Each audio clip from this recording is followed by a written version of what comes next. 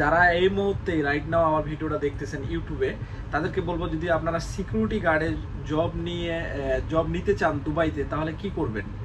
অনেকেই জানে যে দুবাইয়ের সিকিউরিটি গার্ডের জব কিন্তু প্রফেশনাল একটা জব, এবং এখানে প্রফেশনাল সব কিছু আপনাকে যেরকম রেসপেক্ট করবে মানুষ, আপনিও তাদেরকে রেসপেক্ট করতে হবে সেইভাবে।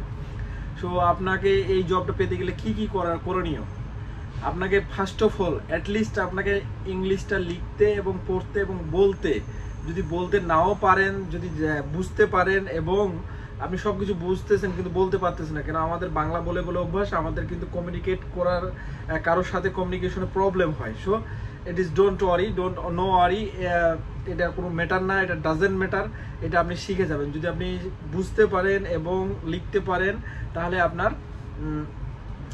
ইংলিশটা বলা কোনো এটা ডাজেন্ট ম্যাটার। সো আমি এটাই বলবো যে আপনারা যদি সিকিউরিটিতে আসতে চান, তাহলে আপনারা ফলো করবেন ইংলিশটা, বিশেষ করে বেসিক ইংলিশ জানাই থাকতে হবে, কারণ এখানে আপনাকে সম্পূর্ণ ট্রেনিং দিবে আপনাকে ইংলিশে।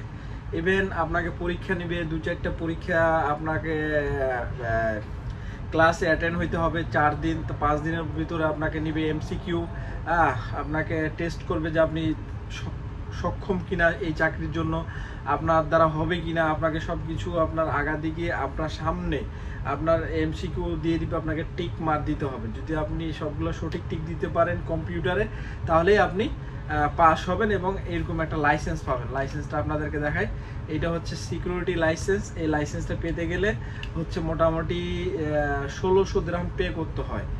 1600 দিরহাম পে করে পরীক্ষা দিয়ে আপনারা পাস করতে হয়। এখন আপনাদের মনে একটা কথা আসতেছে হয়তো, বা আমি টাকা দিয়ে লাইসেন্স নেবো, তো কীভাবে কেন আমি পরীক্ষা দেবো। আসলে এইখানে এদেশে হচ্ছে এটা ফি।